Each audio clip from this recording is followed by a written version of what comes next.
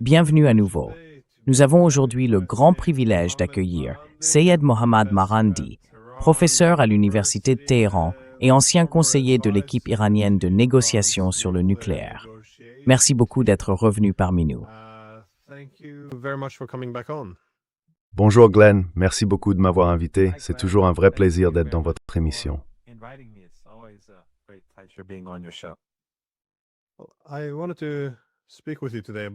Je voulais vous parler aujourd'hui du processus de paix, ou plutôt de la diplomatie en cours, parce qu'on reçoit beaucoup de messages contradictoires.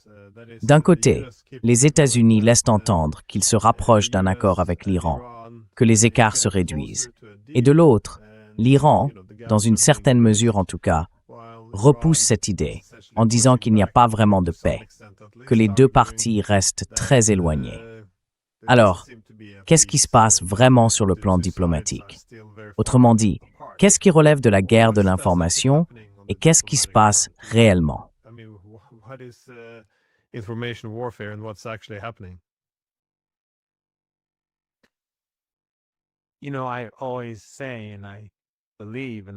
Tu sais, je dis toujours, et je le pense vraiment, et je continue à le penser, que la plupart du temps, la version iranienne des faits est bien plus précise.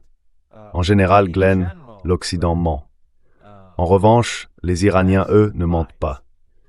Mais quand ils ne veulent pas dire quelque chose, ils ne le disent tout simplement pas. Donc les Iraniens, je ne les vois pas mentir souvent. Mais s'ils ne veulent pas aborder un sujet, ils vont juste l'ignorer. Ils ne mentent pas à ce sujet, mais ils n'en parlent pas. Du coup, quand on regarde certains éléments dans les médias iraniens, il faut un peu lire entre les lignes et deviner ce qui manque. Alors qu'en Occident, ce qui manque, c'est souvent la vérité, du moins dans les grands médias.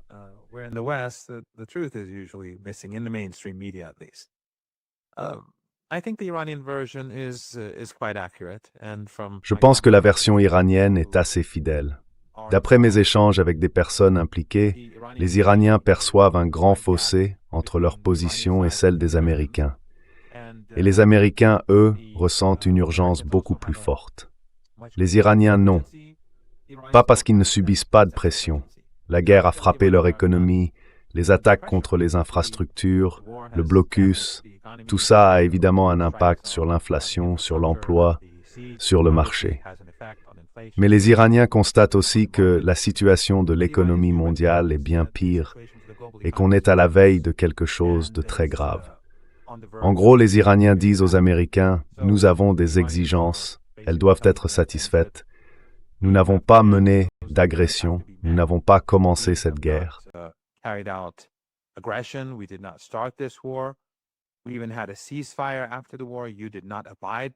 Nous avons même eu un cessez-le-feu après la guerre.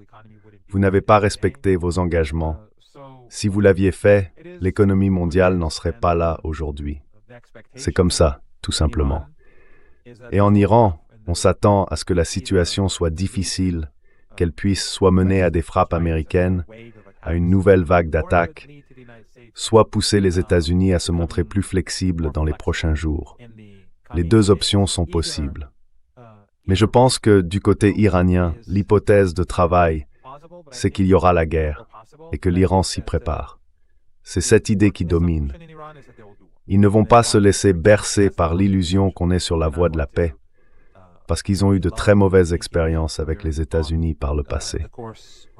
Et ce n'est pas seulement avec Trump.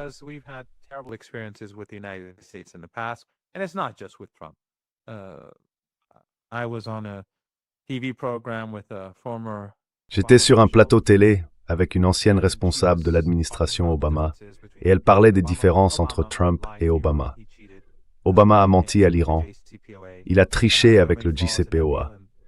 Cet accord avait beaucoup de failles, et les États-Unis s'en sont servis à leur avantage. Mais aussi, avant Obama, et depuis le début de la Révolution, chaque fois que les États-Unis et l'Iran ont eu un dialogue, un accord, c'est toujours les Américains qui ont trahi l'Iran, qui ont manqué d'honnêteté. Donc la méfiance ici est énorme. Et il se peut que pendant que les négociations ont lieu, on soit attaqué. Personne ne va accorder la moindre confiance à un message envoyé à l'Iran par des médiateurs pakistanais ou par un autre intermédiaire. C'est à peu près la situation actuelle. Et je suis assez sûr que cette analyse est juste.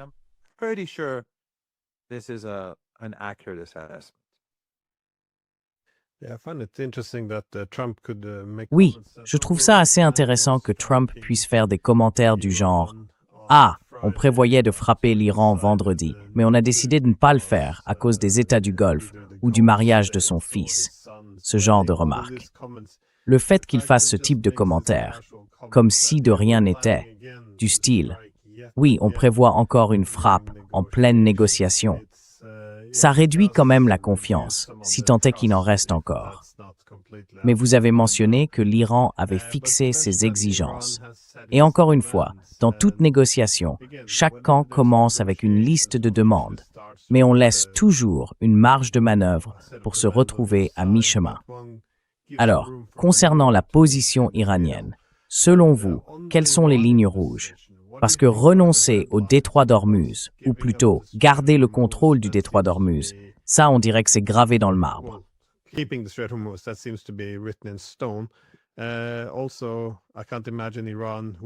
ne peux pas imaginer l'Iran prêt à abandonner ou à réduire sa dissuasion conventionnelle, que ce soit ses missiles balistiques, ses drones ou ses relations avec ses alliés.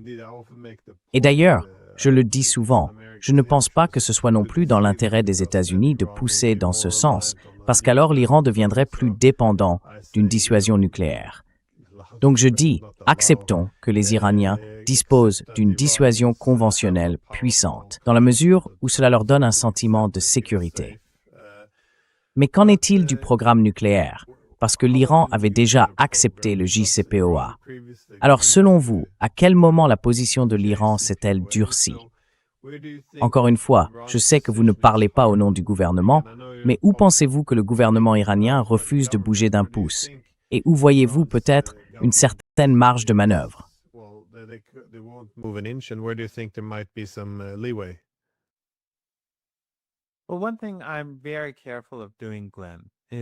Eh bien, Glenn, il y a une chose à laquelle je fais très attention. Je n'entre pas dans les détails, parce que comme je travaille dans les médias, je préfère ne pas savoir certaines choses, même si on me les dit. Et bien sûr, il y a des informations qu'on ne me donnerait de toute façon pas, même si je les demandais. Donc, beaucoup de ce que je vais dire maintenant, c'est surtout ma compréhension des choses, mais ce n'est pas fondé sur des informations directes.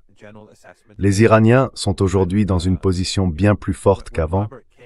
Je pense que c'est une évaluation assez largement partagée. Même Robert Kagan le reconnaît, donc on ne peut pas dire que ce soit une opinion marginale ou une exagération. Bref, les Iraniens sont dans une position beaucoup plus solide et ils estiment que la nécessité d'être flexible de leur côté est désormais bien moindre.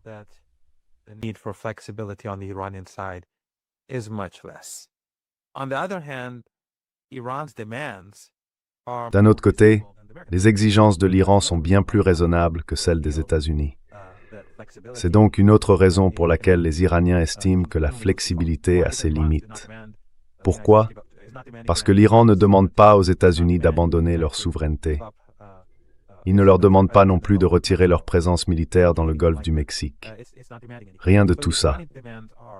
L'Iran ne formule aucune demande de ce genre. Ces exigences sont donc raisonnables. Les Iraniens sont dans une position plus forte, et puis l'Iran dispose d'un atout extrêmement puissant, le détroit d'Ormuz. Au final, tout l'engagement militaire, défensif comme offensif, avec les États-Unis pendant la guerre, tournait plus ou moins autour du détroit d'Ormuz.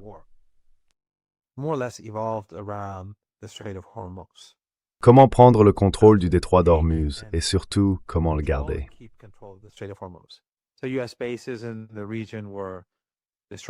Donc, les bases américaines dans la région ont été détruites.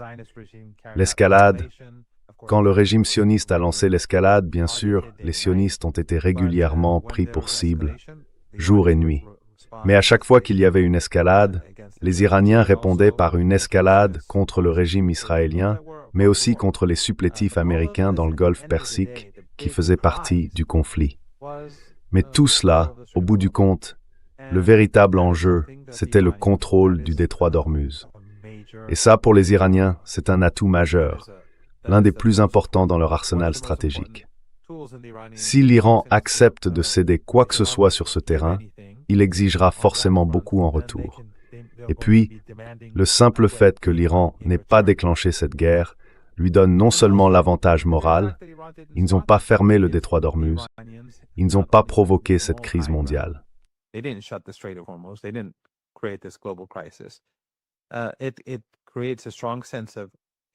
Cela crée un fort sentiment de victimisation chez les Iraniens.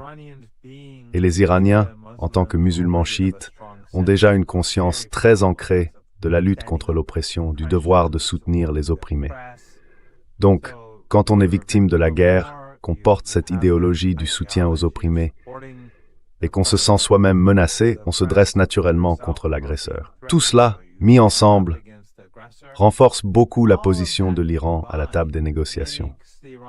Le gouvernement sait bien que l'économie traverse de grandes difficultés, mais il sait aussi que le peuple iranien est résilient. Il peut y avoir des temps difficiles à venir. Certains descendront peut-être dans la rue pour dire qu'ils ont besoin de travail, qu'ils rencontrent des problèmes, mais ce sera gérable. Alors que de l'autre côté, ce ne le sera pas.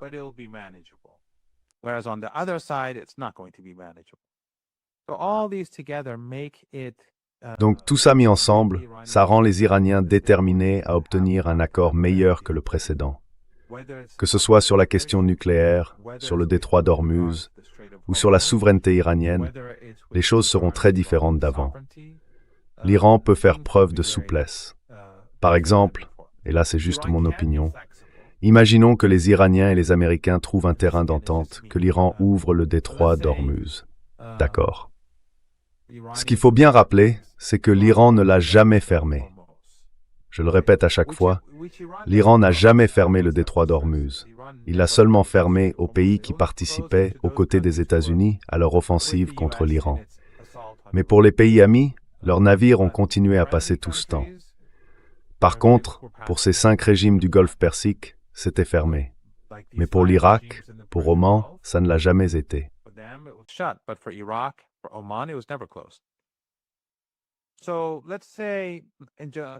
Disons, pour parler hypothétiquement, que les Américains et l'Iran finissent par se mettre d'accord sous certaines conditions, peut-être différentes, pour ouvrir le détroit d'Ormuz. L'Iran restera quand même aux commandes. Peut-être que, dans l'accord de paix avec les Américains, il ne sera pas écrit noir sur blanc qu'il y aura des frais, mais l'Iran en percevra quand même. Il n'est pas nécessaire que ce soit formalisé avec les États-Unis, du genre « oui, nous acceptons qu'il y ait des frais » ou « non, il n'y en aura pas ». En réalité, les navires qui passeront devront payer quelque chose, pour une raison ou une autre. Réchauffement climatique, protection de l'environnement, coûts de sécurité, peu importe. Mais les Iraniens toucheront des frais.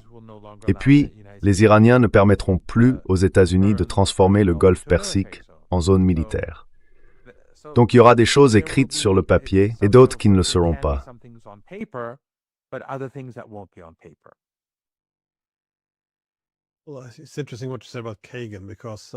C'est intéressant ce que vous dites à propos de Kagan, parce que l'espace de l'information en Europe est très restreint. Et j'ai souvent fait remarquer que, l'Iran est en train de gagner. On ne peut pas vaincre l'Iran, pour plusieurs raisons d'abord. Et puis, concernant les armes, vous savez, Trump dit qu'on a détruit la marine, l'armée de l'air. Mais au fond, même si tout cela était vrai, les armes dont l'Iran a besoin pour fermer le détroit d'Ormuz, ce ne sont pas forcément celles dont parle Trump. Mais quand j'ai dit dès le départ que l'Iran était en train de gagner, on m'a répondu que je répétais la propagande iranienne. Et pourtant, comme vous le disiez, maintenant on a le roi des néoconservateurs, Kagan, qui publie carrément des articles intitulés « Échec et mat ».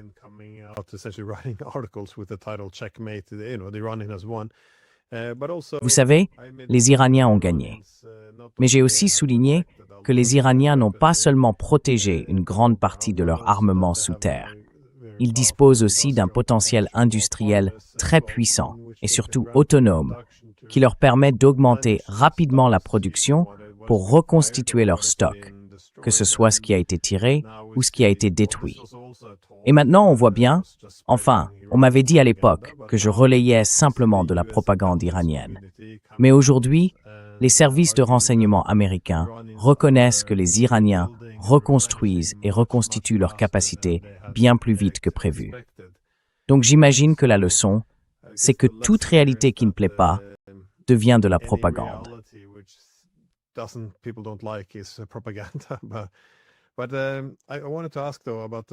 Mais je voulais quand même poser une question sur la signification des sanctions et de la levée des sanctions. Parce que si je devais conseiller les Américains, je dirais que c'est justement un domaine où ils ont quelque chose à offrir. Parce que même si les États-Unis sont battus, que l'Iran en sorte gagnant et que l'Amérique doive rentrer chez elle, il n'y aurait alors aucune raison pour eux d'abandonner les sanctions. Et bien sûr, l'Iran pourrait en tirer profit si toutes les sanctions étaient levées. Pas progressivement. Parce que, selon moi, progressivement veut dire qu'elles ne seront jamais vraiment levées. Mais si elles sont toutes supprimées d'un coup, alors là, ce serait une situation où les Iraniens pourraient se montrer un peu plus conciliants dans d'autres domaines. Pas forcément. Mais encore une fois, la question c'est, quelle est l'importance réelle des sanctions? Et est-ce que les Américains ont d'autres atouts à jouer, en dehors, disons, de simplement menacer et faire pression? Vous savez, cette idée de la paix par la force, comme l'aime dire l'OTAN. Peace through strength, as NATO likes to call it. Eh bien, les Américains ont volé des montants importants d'avoirs iraniens. Je ne connais pas les chiffres exacts, mais on parle clairement de plusieurs milliards de dollars. Comme l'Iran n'a pas la main sur ces avoirs, c'est comme s'ils n'existaient pas. Donc, de ce point de vue, il n'y a pas vraiment de levier. Le vrai levier, bien sûr, ce sont surtout les sanctions. La menace de guerre, ce n'est pas quelque chose qui effraie vraiment les Iraniens, pour les raisons que vous venez d'expliquer. Et tout ce qu'on disait plus tôt a maintenant été reconnu par le New York Times et le Washington Post, même s'ils ne sont pas exactement des amis de l'Iran.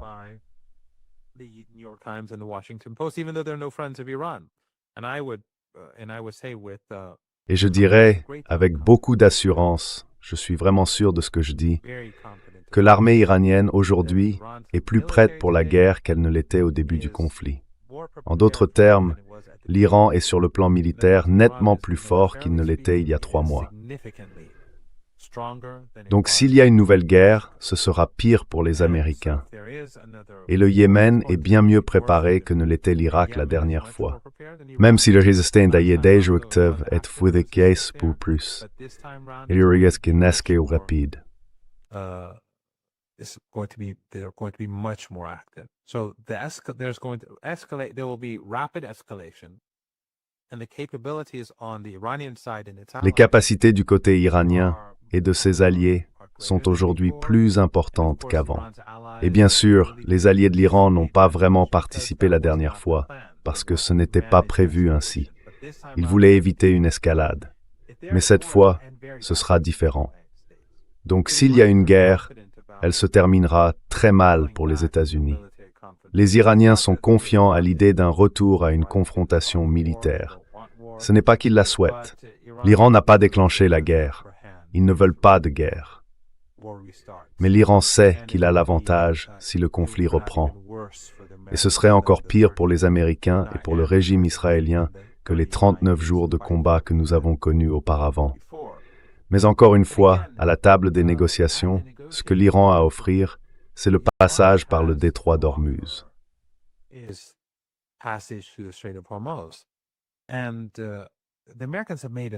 Les Américains ont commis un certain nombre d'erreurs majeures.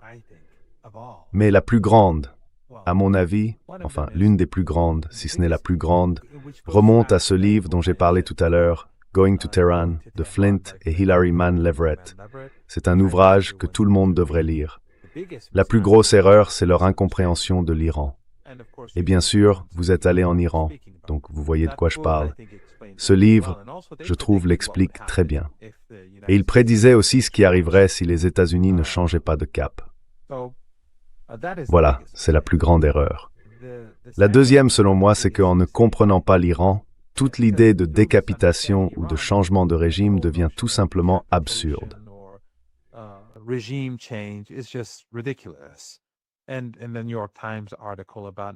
Et dans l'article du New York Times sur Ahmadinejad, ici en Iran, ça fait plutôt rire qu'autre chose. Et ça montre bien que si c'était sérieux, ces gens n'ont vraiment aucune idée de ce qu'ils font. Et si ce n'est pas sérieux, ça montre simplement à quel point le New York Times manque de sérieux et à quel point il pense que son public pourrait croire à quelque chose d'aussi absurde. Ça veut dire que leur compréhension de l'Iran et le récit qu'ils construisent sur l'Iran sont tellement étranges, anormaux, déformés, complètement détachés de la réalité qu'ils sont incapables de faire des évaluations objectives. Et c'est pour ça que quand ils mènent des opérations ou qu'ils appliquent une politique, ils se heurtent à un mur, parce qu'ils ne traitent pas avec la réalité. Ils traitent avec quelque chose qu'ils ont inventé dans leur imagination.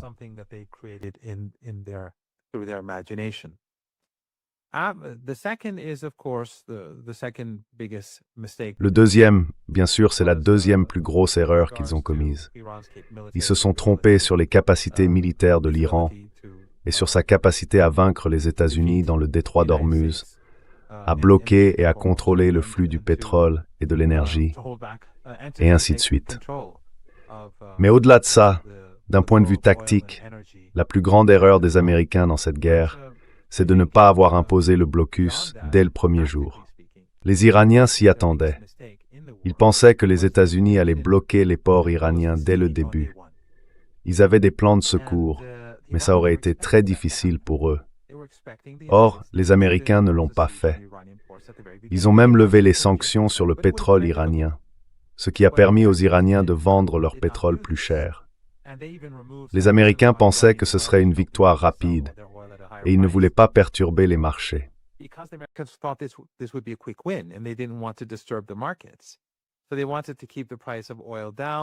Ils voulaient donc maintenir le prix du pétrole bas pour que, une fois l'Iran vaincu, tout puisse reprendre son cours. Et ça a été une erreur de calcul catastrophique. Ce n'est qu'après la guerre ouverte, et environ une semaine après le cessez-le-feu, je crois, que les Américains ont commencé à imposer le blocus. Cette force-là, je veux dire, même si les Américains l'avaient fait dès le premier jour, l'Iran aurait quand même gardé l'avantage à la table des négociations. Mais comme ils ont tardé, la pression sur l'Iran a commencé plus tard et a augmenté plus lentement que la pression économique sur les États-Unis. Donc pendant que, disons, enfin là, je spécule complètement.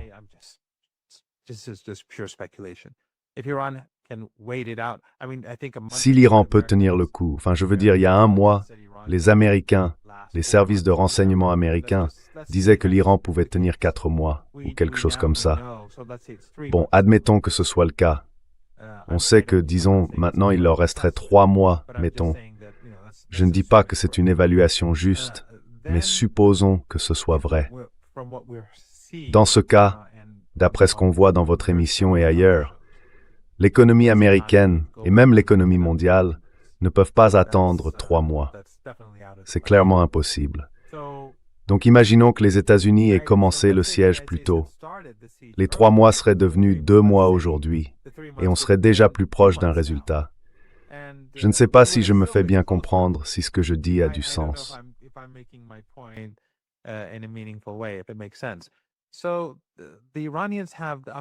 Les Iraniens ont l'avantage à la table des négociations, pas seulement parce qu'ils contrôlent le détroit d'Ormuz, pas seulement parce qu'ils ont été efficaces sur le plan militaire, pas seulement parce qu'ils ont montré que leurs institutions d'État et leur légitimité populaire sont bien plus solides que ce que les médias occidentaux veulent bien admettre. Encore une fois, on peut se référer au livre « Going to Tehran ». Et d'ailleurs, un autre ouvrage intéressant, c'est celui de notre amie commune Alice O'Crook, « Resistance, the Essence of the Islamic Republic » ou « Islamic Revolution », quelque chose comme ça. C'est aussi une bonne lecture. Mais au-delà de tout ça, les Iraniens peuvent tenir plus longtemps que les Américains dans ce jeu d'attente. Donc que l'on retourne à la guerre ou non, les Iraniens ont l'avantage. Et si on choisit d'attendre pour voir ce qui se passe, les Iraniens ont encore l'avantage.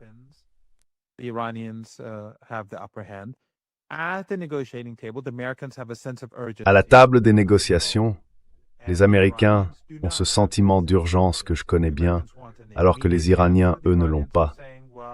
Les Américains veulent une réponse immédiate. Les Iraniens disent plutôt, eh bien, réfléchissons. Prenons le temps d'y penser. Donc vous voyez, il n'y a pas de bonne solution pour Trump. Ça ne va pas bien se terminer pour lui, et ça ne va pas bien se terminer non plus pour les États-Unis à cause de Trump, à cause du régime israélien et à cause du lobby sioniste. Mais encore une fois, ma réponse à votre question ne vous donne pas vraiment de réponse sur le fait de savoir si nous allons avoir un conflit militaire ce soir, demain soir, après-demain matin, ou à un autre moment, ou bien parvenir à un accord. Pour moi, c'est totalement incertain.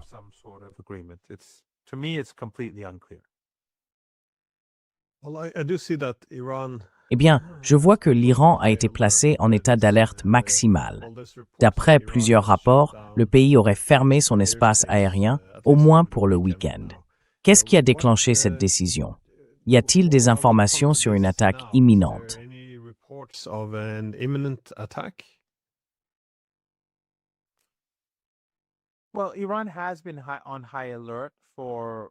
Eh bien, l'Iran est en alerte maximale depuis au moins 3 semaines maintenant. Et on m'a dit à plusieurs reprises pendant cette période que ça pouvait être pour ce soir ou pour demain. Je l'ai entendu plusieurs fois. Mais là, c'est un week-end de 3 jours. On arrive aussi à un moment critique de la crise économique mondiale. Les marchés obligataires sont instables, et bien sûr, Trump, je suppose, c'est juste mon impression, qu'il ne va pas aller au mariage de son fils. Ce genre de choses, je pense. Et ce sentiment d'urgence du côté des États-Unis, tout ça, je crois que ça pousse les Iraniens à se méfier davantage. Et puis le fait que ce soit un week-end de 3 jours, c'est un week-end de 3 jours, et on sait que Trump, ou du moins il semble que Trump, aime bien lancer des guerres et que les États-Unis en général préfèrent les déclencher pendant les week-ends. Comme ça, les marchés ne réagissent pas trop violemment, ils ne plongent pas dans la panique, et ils peuvent, du moins de leur point de vue, essayer de contenir la situation d'ici la fin du week-end.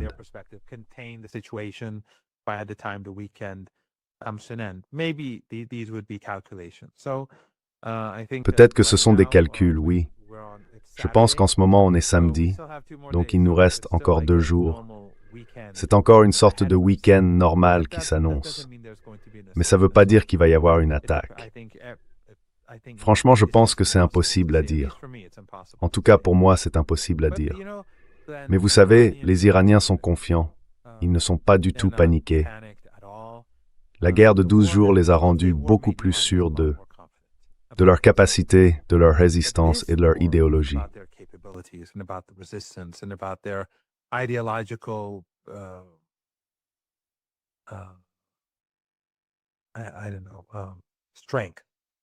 Je ne sais pas, la force peut-être. Mais cette guerre est allée bien au-delà de la guerre de 12 jours. Du coup, il y a des Iraniens dont les attentes sont aussi très élevées. Et ça, c'est quelque chose avec lequel le gouvernement, l'État et les négociateurs doivent composer aussi. Beaucoup de gens ont des attentes extrêmement fortes. Les Iraniens sont donc confiants dans leur position. Bien sûr, la situation économique est difficile et elle va devenir encore plus difficile. Mais les Iraniens restent confiants.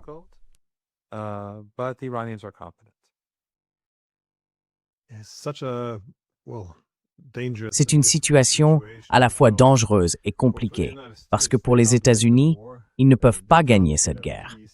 Ils ne peuvent pas non plus obtenir une paix que Trump pourrait ramener à la maison et présenter comme une victoire. Et ils ne peuvent pas vraiment maintenir le cessez-le-feu non plus, parce que, eh bien, le temps ne joue pas en faveur de l'Amérique sur ce coup-là, comme les États du Golfe semblent d'ailleurs le rappeler sans cesse à Trump. Mais selon vous, dans quelle mesure les autres acteurs régionaux, que ce soit Israël, l'Arabie saoudite, la Turquie ou les États du Golfe, ont-ils une influence sur le processus de négociation? Est-ce qu'ils le freinent? Est-ce qu'ils l'aident? Ou bien sont-ils simplement spectateurs? spectators here.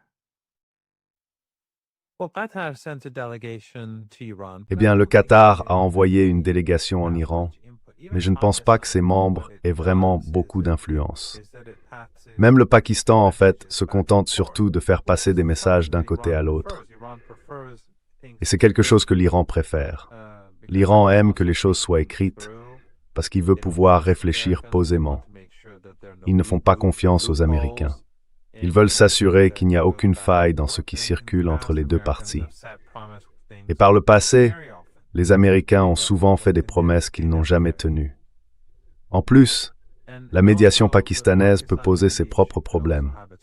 Les médiateurs pakistanais peuvent interpréter quelque chose d'une certaine manière, et ensuite les Américains, comme cela s'est déjà produit, disent que ce n'est pas ce qu'ils voulaient dire. Donc, à mon avis, ce qui compte vraiment, ce sont les messages qui circulent entre eux. Les pays de la région, eux,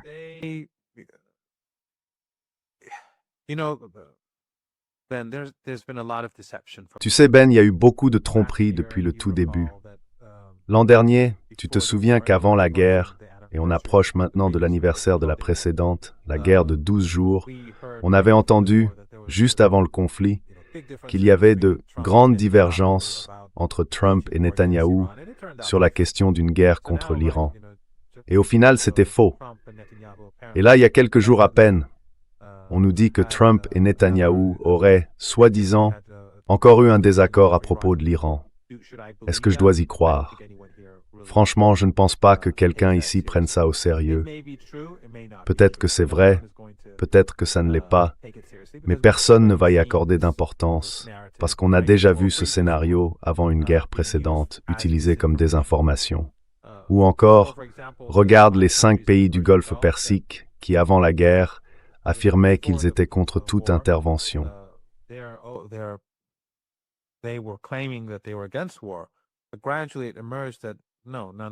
Mais petit à petit, on s'est rendu compte que non, en réalité, aucun d'entre eux n'était vraiment contre la guerre.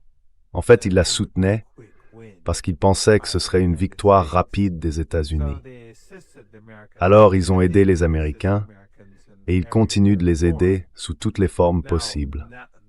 Aujourd'hui, ils sont beaucoup plus inquiets parce qu'ils voient à quel point l'Iran peut leur faire du mal et riposter à cause des crimes auxquels ils ont participé. Alors maintenant, ils disent qu'ils sont contre la guerre. Mais encore une fois, on ne sait pas. Je ne pense pas que quelqu'un le sache vraiment.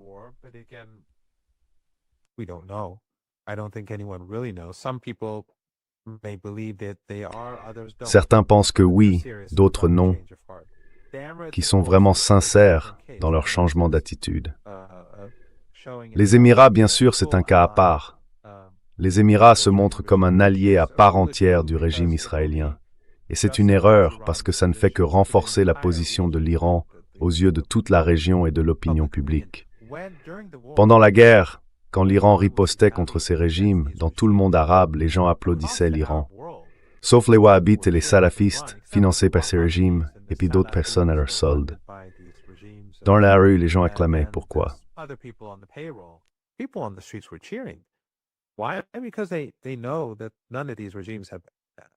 Parce qu'ils savent qu'aucun de ces régimes ne leur a jamais apporté quoi que ce soit de bon, qu'ils n'ont rien fait de positif pour les Arabes dans les différents pays, et encore moins pour les Palestiniens. Le Qatar fait semblant d'agir, en offrant par exemple quelques bourses à des Palestiniens, ou en construisant 2 ou 3 hôpitaux à Gaza avant la guerre, ou encore avec Al Jazeera qui montre les crimes du régime israélien. Mais en réalité, le Qatar ne fait rien de vraiment concret. C'est pareil pour Erdogan, en Turquie, qui continue de laisser Netanyahou transporter du pétrole bon marché depuis Bakou jusqu'à Israël. Aucun d'eux ne fait quoi que ce soit. Et en adoptant cette position, les Émirats renforcent les capacités d'influence douce de l'Iran, parce que tout le monde déteste le régime israélien.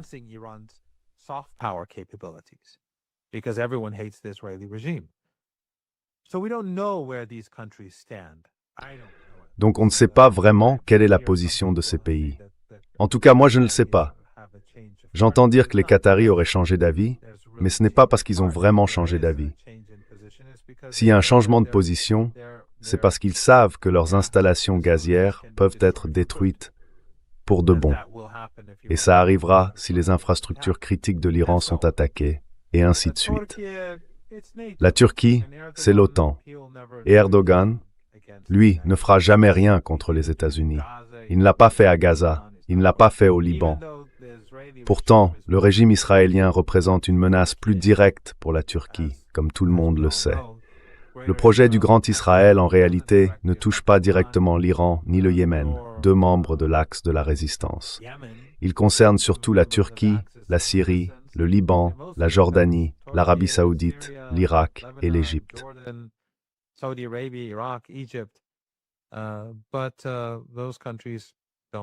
Mais ces pays n'ont pas vraiment les moyens d'agir. Bien sûr, cela toucherait l'Iran de manière indirecte parce que si la situation s'étend, sa sphère d'influence s'étendrait aussi. Mais dans tous les cas, non, ces pays n'ont pas une direction capable de tenir tête aux États-Unis.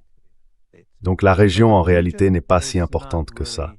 C'est surtout une affaire entre l'Iran, les États-Unis et le régime israélien.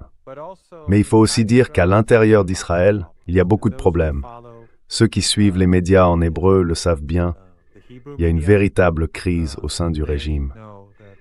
Et Alastair Crooke avec sa femme Ashley font beaucoup de travail là-dessus, surtout elle. Elle suit de très près les médias en hébreu. Donc je pense que les gens, s'ils veulent en savoir plus sur ce sujet, devraient suivre.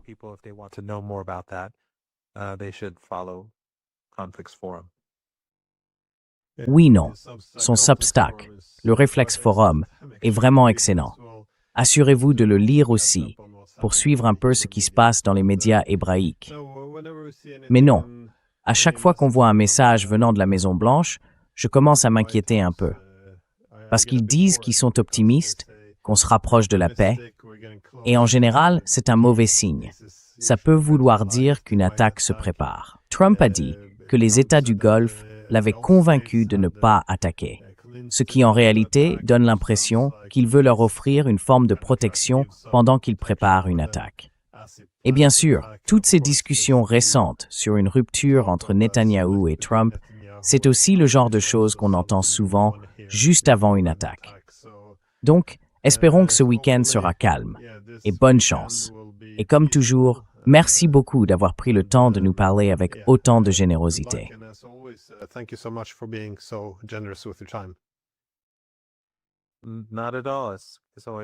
Pas du tout. C'est toujours un vrai plaisir, Glenn, et j'espère que ce sera paisible pour tout le monde. Le peuple de Cuba, le peuple du Liban, le peuple de Gaza, et partout dans le monde. Avec un peu de chance, on verra des jours meilleurs. Même si, soyons honnêtes, personne ne croit vraiment qu'ils vont arriver de sitôt. Mais je pense qu'au final, après les difficultés, les choses iront mieux.